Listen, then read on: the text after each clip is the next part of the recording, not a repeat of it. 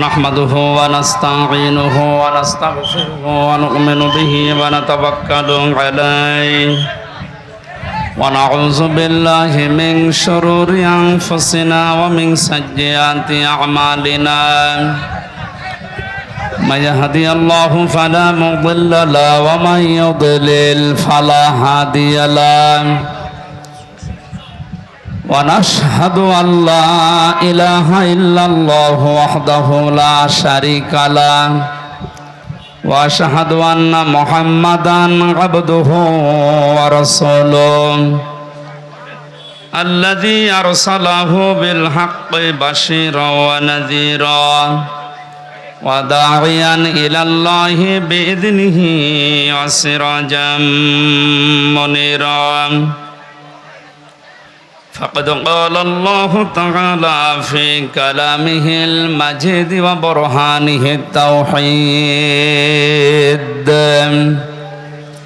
أعوذ بالله من الشيطان الرجيم بسم الله الرحمن الرحيم يا أيها الذين آمنوا اتقوا الله وكونوا مع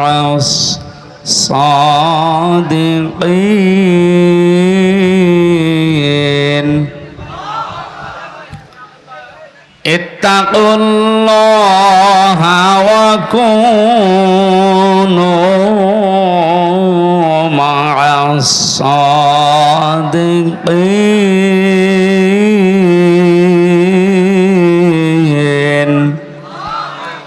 صدقت يا ربنا اللهم صل على سيدنا مولانا محمد وعلى آل سيدنا مولانا আলহামদুলিল্লাহ। এই এত কথা বলেন কেন? কথা বন্ধ করেন, এমনি সময় কম দেখছে না?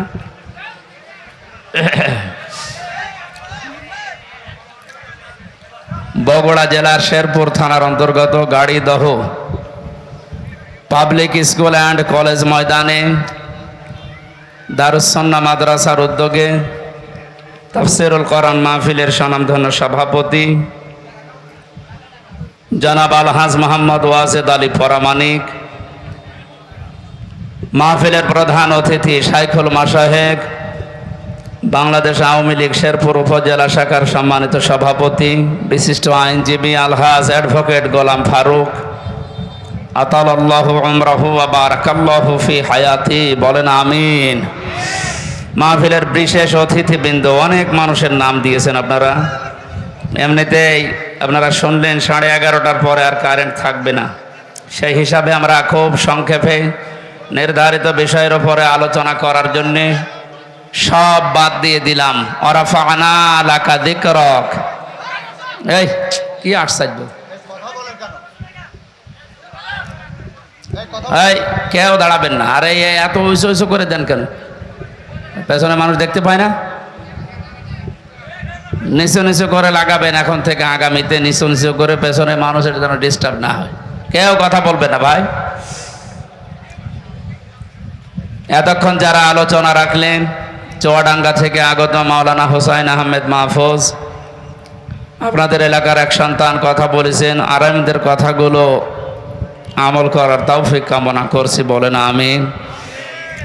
এ বগুড়া নাটোর এলাকায় আসলে কোরআনের মহব্বতে যে মানুষগুলো এগিয়ে আসে, আমার বিশ্ববিদ্যালয় কুষ্টিয়ার শ্রদ্ধাভাজন বড় ভাই, আপনাদের এ পাশের জেলা নাটোরের সন্তান আলহাজ মাওলানা বজলুর রশিদ মিয়া সাহেবের ছোট জামাতা মাওলানা আব্দুল বারী রশিদি ভাই, তার হায়াতে তাজ্জেবা সিহাতে কল্লিয়া কামনা করছি।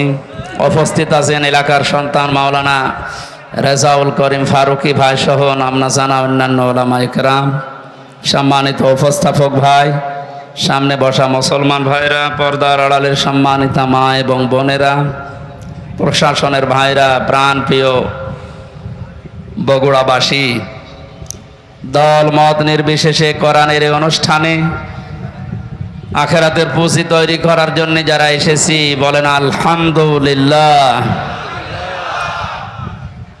বিশ্বনবী জানিয়েছেন কোরআনে কারিমের জন্য যে সময়টুকু মানুষ দুনিয়ায় ব্যয় করবে, মরণের পরে ওই সময়ের ওই সম্পদের হিসাব আল্লাহ নেবেন না। এই হাদিস অনুযায়ী আমরা যদি আমল করতে পারি, আমাদের জীবন, আমাদের সম্পদ দুনিয়াতে যতটুকু পেয়েছি এটা যেন কোরআনের পেছনে ব্যয় হয়। বিশ্বনবী বলেন মান করাল কোরআনা ফাস্তাজহারাহু ফাহাল্লা হালালাহু ওয়া হাররামা হারামাহু আদখালাহুল্লাহুল জান্নাহ ওয়া শাফাআহু ফি আশারাতিন মিন আহলি বাইতিহি কুল্লুহুম ক্বাদ ওয়াজাবাত লাহুন নার। ইবনে মাজাহ শরীফের হাদিস। অনেক আলেম এখানে বসে আছে, শব্দের দিকে খেয়াল করেন। আল্লাহ পাক বলেন, বিশ্বনবী মুহাম্মদুর রাসূলুল্লাহ আমাদেরকে জানিয়েছেন এটা, মান ক্বারাআল কোরআনা, যে ব্যক্তি আল্লাহর এই কোরআন পড়ে। কোরআন পড়া বলতে আমরা চারটা বিষয় বুঝি। শুদ্ধ করে পড়া, এর মর্ম মানে বোঝা, এর ওপর নিজের জীবনকে সেট করা, আর এইটা মানুষকে মানার মতো পরিবেশ তৈরি করে দেওয়া। কোরআন পড়া বলতে কয়টা বিষয় পেলাম? আপনি এবার মেলান তো, আপনি আসলে কোরআন পড়েন কিনা। মাহফিলের সভাপতি, প্রধান অতিথি সহ যারা এসেছি যদি জিজ্ঞাসা করেন কোরআন পড়েন, এক বাক্যে আমরা বলবো হ্যাঁ আমরা কোরআন পড়ি। করা শব্দটার ব্যাখ্যা নবীজি বলেন, পড়া কোরআনে তিনটা শব্দ আল্লাহ দিয়েছেন কোরআন পড়ো এ ব্যাপারে। কয়টা? এটা ক্লাস চলছে এখন, জবাব দেবেন ছাত্রের মতো। এটা স্কুল এমন কলেজ না। এখানে যারা আছেন অন্তত শিক্ষিত মানুষগুলো ছাত্রের মতো জবাব দেবেন। করা, রতালা, তালাওয়া, তিনটা শব্দ আছে কোরআন পড়ার ব্যাপারে। তিনটার ব্যাখ্যা হচ্ছে, কেউ যদি কোনো বিষয় পড়তে চায় সে যেন শুদ্ধ করে পড়ে। কি করে? অশুদ্ধ পড়লে অর্থ পাল্টিয়ে যাবে। এখানে অনেক মানুষ এমন বসে আছে, নামাজে দাঁড়ালে পড়ে ইযা জাআ নাসরুল্লাহি ওয়াল ফাত। হয়েছে? হয়। এখানে সোয়াদ আছে, নাসর মানে সাহায্য, আর নুন সিন র নাসর মানে ঈগল পাখি। আপনি যদি মুখটা গোল করে শুদ্ধ করে উচ্চারণ না করেন, অর্থ আকাশ পাতাল পাল্টিয়ে যাবে।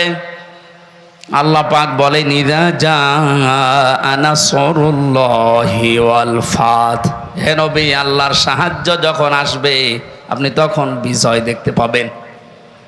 যদি মুখটা গোল না করে সিন দিয়ে উচ্চারণ করেন, অর্থ হয়ে যাচ্ছে হে নবী যখন শকুন আসবে, ঈগল পাখি আসবে, তখন আপনি বিজয় পাবেন।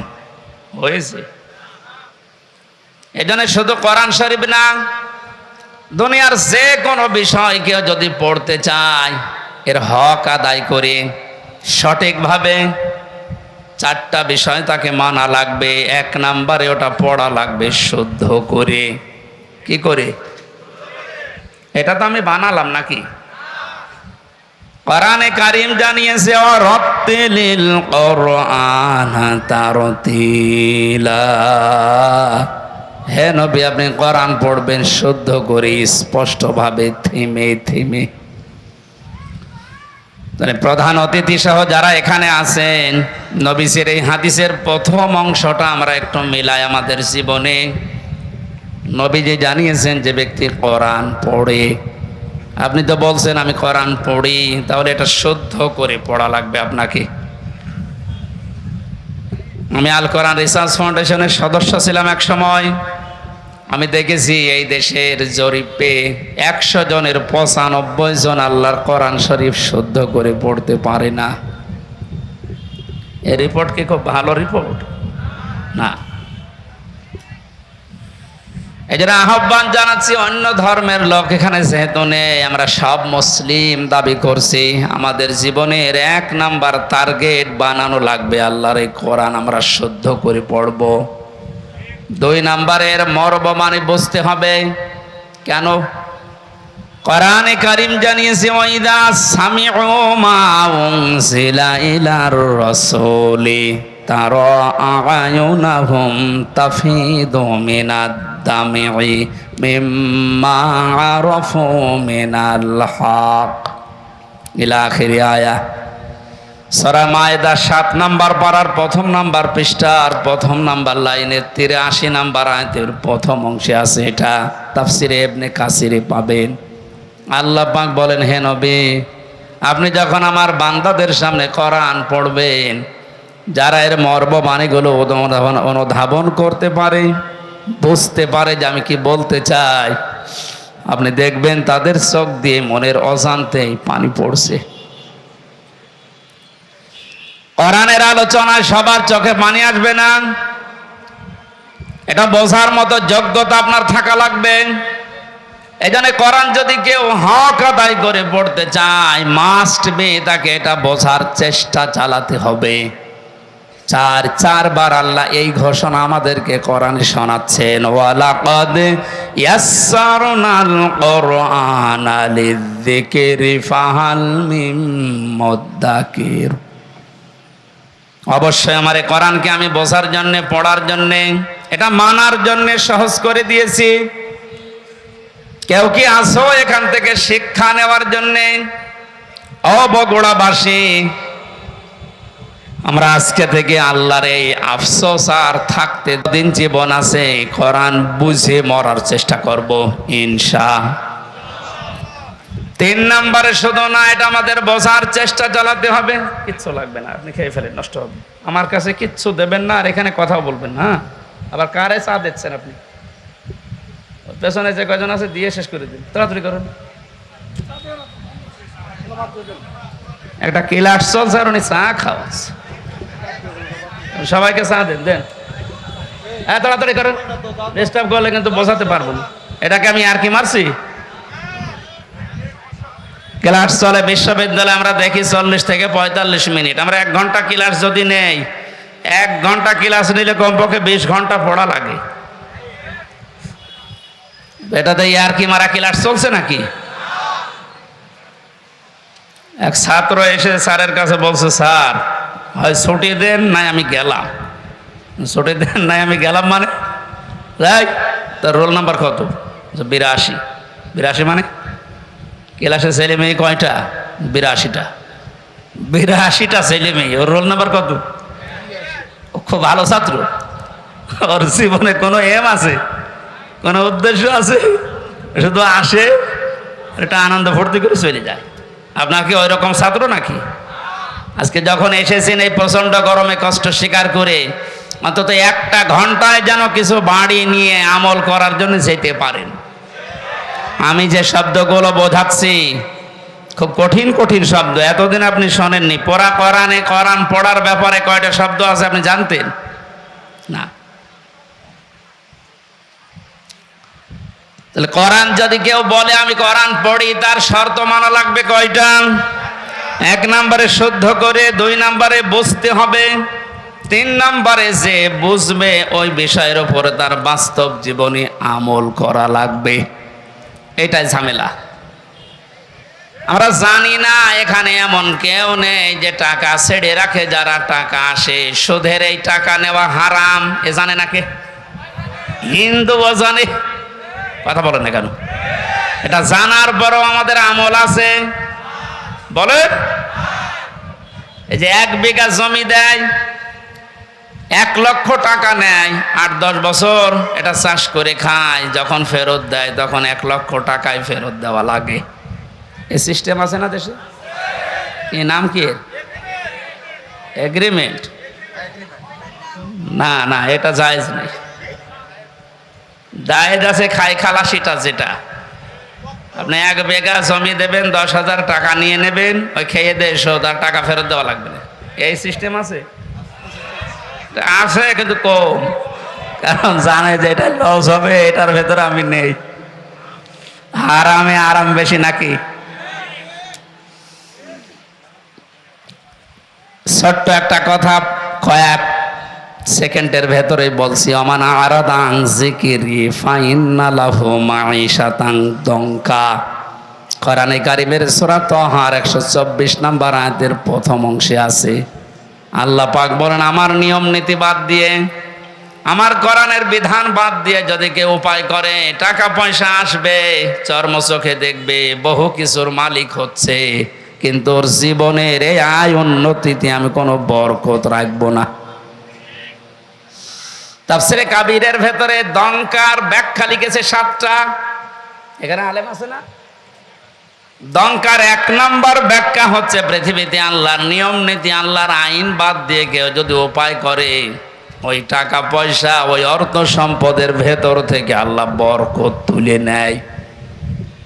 2 নম্বরে, ওই মানুষগুলো যখন মারা যাবে, এই অবৈধ সম্পদের কারণে এই মানুষটা বেঈমান হয়ে মরবে। 3 নম্বরে, ওই মানুষকে আল্লাহ ওই অবৈধ সম্পদ দুনিয়াতে ভোগ করার সুযোগ দেবে না। এটা যে দেয় না, তার বাস্তব প্রমাণ দেশে নেই, নাম ধরা লাগবে। কত মানুষ আজ অবৈধভাবে উল্টাপাল্টা করে কামাই করে টাকা রাখার জায়গা নেই, ফ্রিজে রাখে, বালিশের ভেতরে রাখে। এটাও হচ্ছে না, বানাচ্ছে বেগম পাড়া। আপনি ভোগ করতে পারবেন না।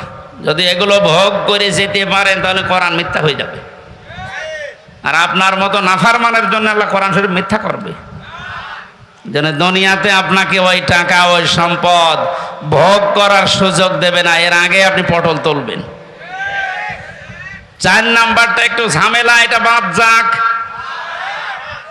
যারা আল্লাহর নিয়ম নীতি বাদ দিয়ে উপায় করেন, সুদ ঘুষ, মানুষের উপরে জুলুম করে, ফাঁকি দিয়ে, অন্যায় ভাবে যেভাবে উপায় করছেন, আপনার মরণে দৃষ্টান্ত সৃষ্টি হবে দুনিয়ায়। পৃথিবী সাক্ষী হয়ে থাকবে আপনার মরণে। এটাও বেশি বলে ফেললাম নাকি? আপনি কি মনে করছেন সব বানালাম একটা একটা করে? না, যেগুলো বলছি সব আমি পড়িয়ে এসেছি। অবৈধ ইনকামের মানুষকে আল্লাহ দৃষ্টান্ত করে রাখে দুনিয়াতে, তার মরণকে ইতিহাস বানিয়ে রাখে। আপনি এমনি টের পেয়েছেন, আমি জানি। এই জন্য আমরা সাবধান হব। জানি সবাই এটা হারাম, কোরআন থেকে হাদিস থেকে পড়েছি, জানার পরও যে লোকটা মানে না, ওর কোরআন পড়া হয়নি। 4 নাম্বারটা, এটা সবচাইতে বড় ঝামেলা এবং কঠিন। নবীজি বলেন, কেউ যদি কোরআন পড়ে এ কথা বলে, সে শুদ্ধ করে পড়বে, সে ওইটা বোঝার চেষ্টা চালাবে, নিজে মানবে, এবং এটা মানুষ যেন মানতে পারে সেই ব্যবস্থা করে দেবে। এটা ঝামেলা না? এটা যদি আজ কেউ করতে চায়, সে সবচাইতে বড় বিপদে আছে এই বাংলাদেশে। আমি কোরআন পড়ি, আমি শুদ্ধ করেই পড়ি, আমি বুঝি, এবং আমি যতটুকু বুঝি অতটুকু মানার চেষ্টা চালাচ্ছি, অসুবিধা নেই। 4 নাম্বারটা, আমি যতটুকু মানি এটা মানুষ যেন মানতে পারে, ওই ব্যবস্থা আমি করে দিতে চাই। এটা কোরআন পড়ার 4 নাম্বার শর্ত। এই কথা বলছে না কেন? 4 নাম্বারটা কি সহজ না কঠিন? এটা করতে গেলে আজ পদে পদে বিপদ। তাহলে 4টা শর্ত যারা মানে না, ওদের কোরআন পড়া হচ্ছে। জন্মের পর থেকে এটা শুনেছি, কেউ যদি কোরআনের একটা হরফ পড়ে, তার নেকি হয় কয়টা? হ্যাঁ, আপনার পড়া তো আবার পড়ার মতো হওয়া লাগবে। আপনি যদি আমার ছোট মেয়ের মতো পড়েন,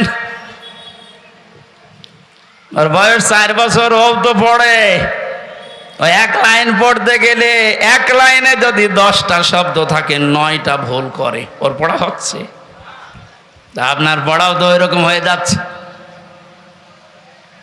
নবীজির হাদিসের প্রথম শব্দ ছিল যে ব্যক্তি কোরআন পড়ে, তার মানে চারটা শর্ত যারা দুনিয়ায় মানতে পারে ওদের পড়া হয়, আর ওদের প্রতিটি অক্ষরে 10টা করে নেকি হয়।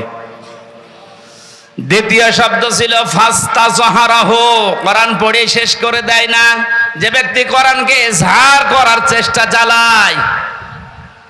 যারা আরবি গ্রামার বোঝে, ফাস্তাজহারাহু এই শব্দের ব্যাখ্যা আমি যত বেশি আধুনিক ব্যাখ্যা হচ্ছে প্রকাশ করা, ইজহার করা, দাঁড় করানো, স্পষ্ট করা, কায়েম করা, বিজয় করা। কোরআন যারা পড়বে ওই চারটা হক অনুযায়ী এবং কোরআনকে বিজয়ী করার জন্য যারা চেষ্টা চালাবে, এই সংখ্যা বাংলাদেশে কম না বেশি? কম। একটা জরিপ পেয়েছিলাম, এই দেশের 100 জনের 15 জন মানুষ শুধু মন থেকে চায় যে কোরআনে কারিমে দেশে ফাস্তাজহারাহু এটা বিজয়ী হোক, আর বাকি 100 জনের 85 জন শুধু টানা নানায় আছে। দ্বিতীয় পয়েন্টটা হচ্ছে না। 3 নম্বরে কি ছিল? ফাহাল্লা হালালাহু ওয়া হাররামা হারামাহু, যে ব্যক্তি কোরআনকে ইজহার করতে পারে এই ব্যক্তি হালালকে হালাল মানবে, হারামকে হারাম জেনে ছেড়ে দেবে। আদখালাহুল্লাহুল জান্নাহ, নবীজি বলেন আল্লাহ তাকে জান্নাতে দিয়ে দিয়েছে, না জান্নাতে দেবে?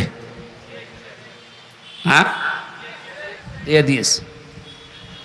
শব্দটার দিকে আমি খেয়াল করে চিন্তা ভাবনা করেছিলাম, নবীজি অতীতের শব্দ বললেন কেন? এটা পাস্ট, এটা মাজি। আদখালা ইউদখিলু, নবীজি মোজারে দিতে পারতেন, মাজি দিলেন, অতীতের পাস্ট দিয়েছেন কেন? তার মানে কোরআন পরিবার, সমাজ এবং রাষ্ট্রে যদি কোরআন বিজয় থাকে, ওখানে হালালকে হালাল মানা আর হারামকে হারাম জেনে ছেড়ে দেয় সহজ। যেই সমাজে, যেই দেশে কোরআন বিজয় নেই, ওখানে হালালকে হালাল জানার পরও আপনি মানতে পারবেন না। এক কথা বলছেন কেন? হারামকে হারাম জানার পরও আপনি ছেড়ে দিতে পারবেন না। নাকি জায়গাগুলো দেশে নেই?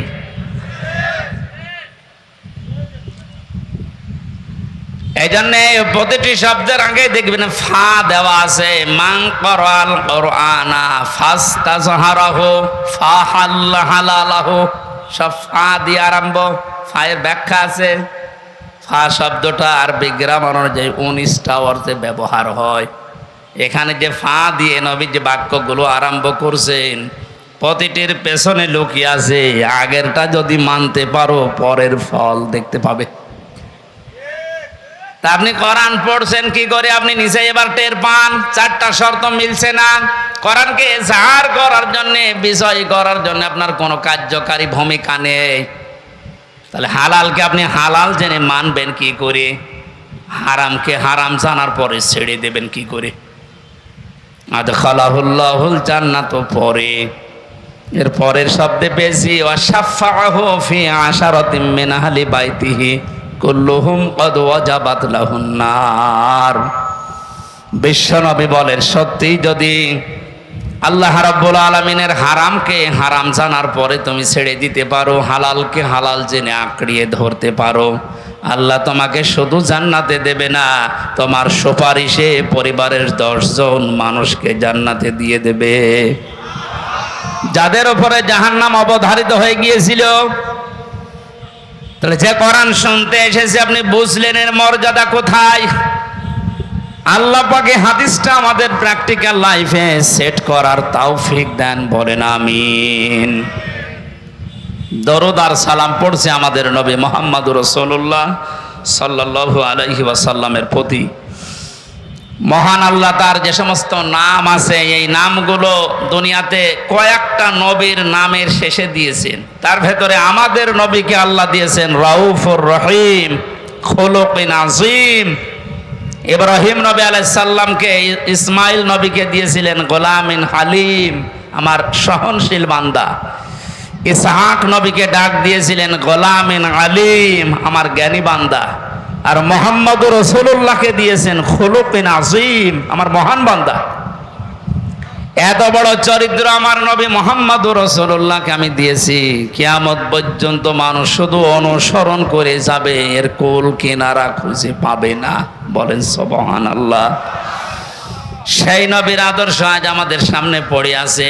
জন্ম থেকে মৃত্যু পর্যন্ত তাকে বাদ দিয়ে আপনি কাকে আদর্শ মেনে চলেন? আপনার বিবেককে প্রশ্ন করেন।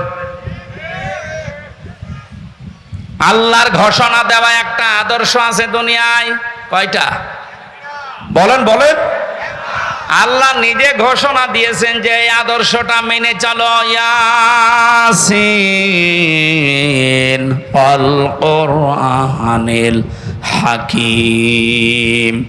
ইয়া মানে হে, সিন মানে সাজ্জেদ। আল্লাহ পাক জানাতে চেয়েছেন, হে নেতা, দুনিয়াতে আল্লাহর ঘোষণা দেওয়া নেতা আদর্শ মাত্র একটা, তার নাম মুহাম্মদুর রাসূলুল্লাহ। আল্লাহ রাব্বুল আলামিন পুরা কোরআনে নবীকে 7টা নামে বিশেষভাবে ডাক দিয়েছেন। তার ভেতরে ইয়াসিন, তহা, মুহাম্মদ, আহমদ, আবদুন, মুজাম্মিল, মুদাসসির। বগুড়াবাসী, বিবেক যদি থাকে আজকেই কাজে লাগাবেন। আল্লাহর ঘোষণা দেওয়া নেতা আদর্শ যার নাম তিনি জানিয়েছেন মুহাম্মদুর রাসূলুল্লাহ, সেটা বাদ দিয়ে যদি পৃথিবীর কাউকে আপনি অনুসরণ করেন, অনুকরণ করে চলেন, আপনি মরতে দেরি, জাহান্নামে যেতে দেরি হবে না। এইটা আমি বানালাম না, এটা আমি বানিয়েছি। ইমাম বুখারী রাহমাতুল্লাহ আলাইহি বুখারী শরীফ লেখার আগে একটা কিতাব লিখেছেন, আল আদাবুল মুফরাদ। এখানে একটা হাদিস তিনি এনেছেন, 6 প্রকার মানুষকে আল্লাহ বিনা বিচারে, বিনা হিসাবে, কোনো হিসাবও নেবে না, বিচারও করবে না, মরণের পরে তাদেরকে আল্লাহ জাহান্নামে পাঠিয়ে দেবে। তার 3 নাম্বারেই তারা, দুনিয়াতে যাদের আদর্শ মুহাম্মদুর রাসূলুল্লাহ ছিল না। এই হাদিসটার কোরআনের সূরা ইয়াসিনের ইয়াসিন, এদের ব্যাখ্যা তাফসীর পড়ার পরে আমার বড় ভয় হচ্ছে। এ পৃথিবীতে হাজারো মানুষ মুহাম্মদুর রাসূলুল্লাহর আদর্শ না মানার কারণে জাহান্নামে যাচ্ছে। আল্লাহ তুমি আমাদেরকে বাঁচাও, বলেন আমিন। আমি এটা বলে আপনার ক্ষতি করে ফেললাম? হ্যাঁ, আপনি তো ধরা খাবেন। চোখ বন্ধ হওয়ার পরে আপনি এখনই ধরা খাবেন। নবীজির একটা কথা 100 ভাগের 1 ভাগও মিথ্যা নেই। যাদের আদর্শ এখনো ঠিক হয়নি, মুহাম্মদুর রাসূলুল্লাহ বাদ দিয়ে অন্য কাউকে যারা মেনে চলছেন, এখনই তওবা করে পরিবর্তন হবেন, নয়তো আপনার কোনো হিসাব নেই, বিচার নেই। আপনি মরে গেলেই বিনা হিসাবে, বিনা বিচারে জাহান্নামী। আল্লাহ তুমি আমাকে সহ যারাই আমরা এসেছি এটা বুঝে মানার তৌফিক এখনই দান করো। আরো জোরে বলেন।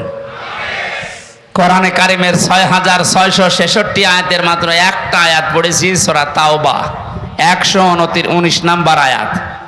আমরা তেলাওয়াত কিন্তু আয়াত তাফসীর আকারে কথা বলবো ইনশাআল্লাহ। আল্লাহ যেন তৌফিক দেন। আউযু বিল্লাহি মিনাশ শাইতানির রাজীম। বিসমিল্লাহির রহমানির রহিম।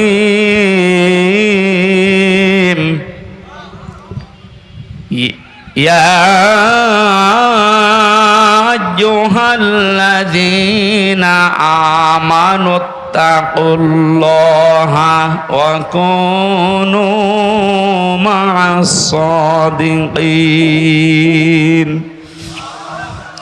আল্লাহর ঘোষণা, ওহে ঈমানদারেরা। আল্লাহ কোনো বেঈমানকে ডাক দিয়েছেন এখানে? তাহলে যদি কোনো বেঈমান থাকেন আপনি চলে যান, কারণ এই আয়াত আপনার জন্য না, আপনার জন্য আলাদা আয়াত আছে। বেঈমানের জন্য আল্লাহর ডাক ছিল ইয়া আইয়ুহাল্লাযীনা কাফারু, হে কাফেরেরা, হে বেঈমানেরা। এখানে কোন কাফের আছে? আমরা সব ঈমানদার। আমরা কি? এখন আমার ভেতরে ঈমান আছে কিনা এটা পরীক্ষা করার থার্মোমিটার আছে। সাহাবী প্রশ্ন করলেন, হে নবী, আমার ভেতরে ঈমান আছে কিনা আমি কিভাবে বুঝতে পারবো, কিভাবে টের পাবো? আমি তো নামাজ আদায় করি, রোজা রাখি, কাবা শরীফ তাওয়াফ করি। আল্লাহর নবী বলেন, যত দুইটা কাজ তোমার ভেতরে দেখতে পাও, ইজা সাররাতকা হাসানাতুকা ওয়া সাআতকা সাজ্জিয়াতুকা। যখন কোনো ভালো কাজ, সমাজ উন্নয়নমূলক কাজ, আল্লাহর পক্ষের, রাসূলের পক্ষের, দ্বীনের পক্ষের কোনো কাজ হয়, ওইটা দেখে যখন তোমার ভালো লাগে, আনন্দ লাগে, আর যখন তোমার অন্যায় কাজ দেখলে কষ্ট লাগে, তখন বুঝবে তোমার ঈমান আছে। ও বগুড়াবাসী, হাদিসটা সামনে রেখে বলেন তো, বাংলাদেশে ভালো কাজ সবার কাছে ভালো লাগে? না না, অন্যায় কাজ সবার কাছে খারাপ লাগে। আপনি নিজেই নিজেকে পরিমাপ করতে পারবেন আসলে আপনার ঈমান আছে কিনা। এখন যদি মনে করেন কি আমি শেরপুর মসজিদের সভাপতি, আমার ঈমান নেই, মানে আপনি তো শেরপুরের সভাপতি, আর আবু সাহেব ছিল কাবা শরীফের সভাপতি, তার হিসাবে আপনার কোনো খবর আছে? শেরপুর বাংলাদেশে কয়জন চেনে? আর কাবা শরীফ সেই জায়গার সভাপতি হয়েও বেঈমান ও জাহান্নামে গেছে, আর আপনি শেরপুরের সভাপতি হয়ে ভগবান নেই, মানে ভালো কাজ যার কাছে আনন্দ লাগে না, অন্যায় দেখলে যার কাছে কষ্ট লাগে না, সে যেই হোক ওটা বেঈমান। ঈমান আছে কিনা হামজারে জিজ্ঞাসা করা লাগবে, আপনি নিজে টের পাচ্ছেন। সুতরাং ঈমান যাদের আছে, হাদিস অনুযায়ী আল্লাহ পাক তাদেরকে ডাক দিলেন, হে ঈমানদারেরা। আমি আয়াতের তাফসীর পড়তে গিয়ে পেয়েছি 89 জায়গায় আল্লাহ পাক এই শব্দটা কোরআনে দিয়েছেন। আর যখনই ঈমানদারকে তিনি ডাক দেন, তখন তার কুদরতি হাত এভাবে উঁচা করে ডাকেন, ইয়া আইয়ুহাল্লাযীনা আমানু। জোরে বলেন আল্লাহু আকবার। 89 জায়গায় আল্লাহ ডাক দিয়েছেন, তার ভেতরে এইটা একটা, ইত্তাকুল্লাহ, আমি আল্লাহকে ভয় করো, কুনু মা'আস সাদিকিন, আর সত্যবাদী যারা তাদের সঙ্গে থাকো। এই আয়াতের নির্দেশ দুইটা, কয়টা? আল্লাহকে ভয় করো, সত্যবাদী যারা আছে তাদের সাথে থাকো। বোঝা হয়ে গেছে না? আল্লাহুম্মা আমিন। না মানে আপনি বলছেন বোঝা হয়ে গেছে। এবার আসেন তো এই দুইটা শব্দের ব্যাখ্যায় যায়। কোন আয়াত থেকে যদি কেউ তাফসির শুনতে চায়, করতে চায়, তাফসিরে মাজহারি আল্লামা সানাউল্লাহ পানিপতি রহমতুল্লাহ আলাইহি লিখেছেন, কেউ যদি কোরআনে কারিমের কোন আয়াত থেকে কথা শুনতে চায়, কমপক্ষে 5টা বিষয় থেকে তাকে আগে কথা শোনা লাগবে। 1 নম্বরে শুদ্ধ তেলাওয়াত, যেটা করলাম। 2 নম্বরে যেই ভাষায় কথা বলে ওই ভাষায়, মাতৃভাষায় অর্থ, এই যে শুনলাম। 3 নম্বরে ওই আয়াতের ঐতিহাসিক প্রেক্ষাপট, শানে নজুল যেটা বলা হয়, ব্যাকগ্রাউন্ড, এটা আমি বলবো এখন। 4 নম্বরে আয়াতের বাস্তব শিক্ষা দেওয়া লাগবে। ওই মান ধাতা বলে কি হয়েছে এগুলো বাদ দে, এখন বাস্তবতা অনুযায়ী আয়াত আমাদেরকে কি দিতে চায়, এই শিক্ষাগুলো জনগণের সামনে দেওয়া লাগবে। 5 নম্বরে আয়াত থেকে যে শিক্ষাগুলো পাবে ওইগুলো নিয়ে বাড়ি যে আমল করবে। আমরা 2টা করে ফেলেছি, শুদ্ধ তেলাওয়াত আর মাতৃভাষায় অর্থ। যেটা এটা সূরা তাওবার আয়াত, কোন সূরা বলেন বলেন? 129টা আয়াত আছে, মাত্র একটা আয়াত পড়েছি, 119 নম্বর আয়াত। তাওবা শব্দের শাব্দিক অর্থ আমরা অনেকেই মনে করি তাওবা মানে আস্তাগফিরুল্লাহ রাব্বি মিন কুল্লি যামবি ওয়া আতুবু ইলাইহি, হয়ে গেল। তাওবা আর ইস্তেগফার এই দুইটা কিন্তু এক না, এই দুইটা শব্দ আলাদা, মাজদারও আলাদা। কথা বুঝতেছেন? তাওবা আর ইস্তেগফার, কেউ যদি ইস্তেগফার করতে চায় সব সময় আপনি করতে পারবেন, কিন্তু তাওবা আস্তাগফিরুল্লাহ আস্তাগফিরুল্লাহ আস্তাগফিরুল্লাহ বললেই তাওবা হয় না। তাওবা করার জন্য কমপক্ষে মানুষের জীবনে 3টা বিষয় মানা লাগে। ইস্তেগফার আর তাওবার ভেতরে পার্থক্য এই, কোন মানুষ যদি তাওবা করে ওর পেছনের অপরাধগুলো শুধু আল্লাহ মাফ করে দেয় না, ওই পোড়া জায়গাটা আল্লাহ নেকি দিয়ে ভরাট করে দেন। এখানে যারা এসেছি আজকে আমরা শুধু ইস্তেগফার না, তাওবা করার মতো তাওবা করে বাড়ি যাব। পেছনের অপরাধগুলো শুধু যেন মাফ হয়ে না যায়, ওই জায়গাটা যেন আল্লাহ নেকি দিয়ে ভরাট করে দেয়। বলেন আমিন। এক নম্বরে যদি তাওবা কেউ করতে চায় তাকে বলা লাগবে, আল্লাহ আমি অপরাধী, আমি। এই স্বীকৃতিটা আছে এই পৃথিবীতে মানুষ দিতে চায় না। দেখবেন এই দেশে হাতে নাতে ধরা পড়ার পর অস্বীকার করে না। না, তদন্ত করা লাগবে। তদন্ত 7 দিন সময় দিয়েছে যাদেরকে, ওদেরকে মাল মশলা মেরে ওর মুখ বন্ধ করে দেয়। আপনি যদি সত্যি তাওবা করতে চান সে যে কোনো বিষয়ে, আপনাকে প্রথমে স্বীকৃতি দেওয়া লাগবে ওই অপরাধের জন্যে, ওই গুনার জন্য স্বীকার করা লাগবে যে হ্যাঁ আমি এই কাজ করেছি, আমি অপরাধী। এখন প্রশ্ন হচ্ছে আপনি স্বীকার করবেন কার কাছে? না না, আপনি শুনছেন না। অপরাধ করেছেন যার কাছে, স্বীকার করবেন তার কাছে। আপনি বিনা কারণে আমার মুখের উপর একটা থাপ্পড় দিলেন আর কাবা শরীফের গিলাফ ধরে বলছেন আস্তাগফিরুল্লাহ, হে আল্লাহ আমারে মাফ করে দাও, কিয়ামতের আগে মাফ পাবেন না। কারণ আপনি তো আল্লাহর গালে থাপ্পড় দেননি, দিয়েছেন আমার গালে। আগে আমার কাছে স্বীকার করেন যে হামজা ভুল হয়ে গেছে। হ্যাঁ, স্বীকার করার সময় আবার অনুশোচনা লাগবে, অনুতপ্ত হওয়া লাগবে। আপনি যদি একেবারে মোড নিয়ে বলেন ওই হামজা মাফ কর, আপনার মাফ হবে? আপনার প্রতি রাগ যা ছিল আমার আরো বেড়ে যাবে। আমি আবার বলছি দ্বিতীয় পয়েন্টটা, তাওবা যদি কেউ সত্যি করতে চায়, ওই মানুষটা অপরাধ করবে যার কাছে, স্বীকার করবে তার কাছে। আপনি অপরাধ যদি আপনার স্ত্রীর কাছে করে থাকেন, অবশ্যই স্বীকার করবেন স্ত্রীর কাছে, এটা কোনো দোষের কিছু না। স্ত্রীর কাছে দোষ করেছে আর শ্বশুরের কাছে বলছে শ্বশুর আমারে মাফ করে দেন, হবে না। বিনা কারণে আপনি আমাকে পুলিশের হাতে তুলে দিলেন, আমি কিছুই জানি না ওই বিষয়ে, আর আপনি মাফ চাচ্ছেন মসজিদে নামাজ পড়ে, কিয়ামতের আগে মাফ পাবেন না। এইটা মনে হয় এই এলাকায় আছে। আমার ভাইরা এই জন্য তাওবা, বিভিন্ন পীরের দরবারে গেলেই বলে তাওবা করো, আস্তাগফিরুল্লাহ। এটা তোর বাক্য, শর্ত আপনাকে মানা লাগবে, স্বীকৃতি দেওয়া লাগবে যে আল্লাহ আমি অপরাধী, অপরাধ করেছেন যার কাছে, স্বীকার করবেন তার কাছে।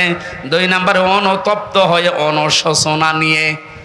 3 নম্বরে জীবনে এই কাজ আমি আর কোনোদিন করব না, জীবনের মতো ফিরে আসলাম। এই 3টার শর্ত যদি কেউ মেনে নিতে পারে, আল্লাহ পাক বলেন ওর পেছনের অপরাধ শুধু মাফ হবে না, ফাউলাইকা ইউবাদদিলুল্লাহু সাইয়্যাতিহিম হাসানাত। ওর পেছনের পুরা অপরাধ আল্লাহ মাফ করে দিয়ে পুরা জায়গাটা নেকি দিয়ে পাল্টিয়ে দেবেন। বলেন সুবহানাল্লাহ। সূরা তাওবা থেকে যখন কথা শুনছি, আল্লাহ এই তাওবা যেন আমাদের নসিব করেন। এবার আমরা ব্যাখ্যায় যাচ্ছি। আল্লাহ পাক ঈমানদারকে ডাক দিয়ে তাকে ভয় করার জন্য আহ্বান জানিয়েছেন, আদেশ দিচ্ছেন। এখন ভয় কি?